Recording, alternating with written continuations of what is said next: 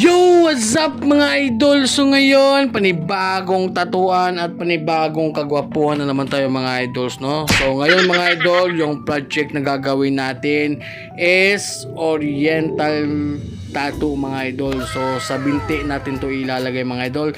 Silbi second session to sa ating gagawing half leg wrap around mga idol. So shout out nga pala sa ating client na si Boss Idol Alvin. So siya rin yung ating tinatuan ng full sleeve wrap around na Polynesian mga idol. So yun, maraming salamat sa tiwala Boss Idol Alvin.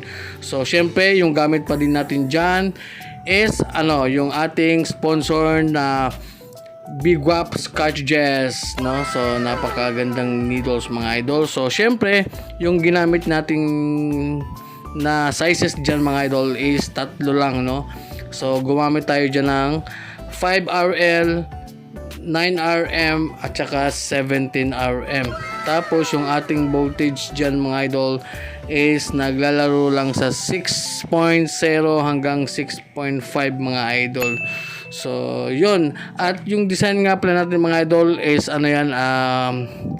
tawag dito customize yan mga idol, kasi gusto ni Idol Alvin is may warriors, may lotus, tapos may may temple, no? So yun nga mga idol, Oriental Tattoo, no? Oriental Warriors Tattoo mga idol. So yun mga idol. Tapos dyan mga idol, siyempre yung ating client is titingnan natin kung matatapos niya ba to mga idol, kasi napakalaki talaga mga idol. So umabot to ng 12 inches mga idol. So talaga nito, napakalaki. Siyempre yun nga, nagtatato na tayo dyan, no? So wala na tayong masabi mga idol, no? Kasi nga medyo nagmamadali rin tayo dyan, kasi nga medyo nasasakitan na si Boss Idol Alvin. Siyempre nag-highlights na tayo dyan, no? So gamit yung ating 5RL na needles, no? So yun, si Boss Idol Alvin. So natapos na kami dyan mga idol. So ito na yung aming final result.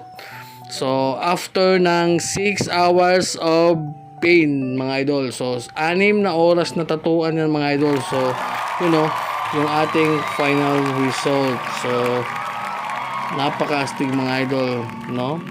Napakaganda niyan mga idol. At syempre another naman tayo mga idol, another client satisfaction. Satisfying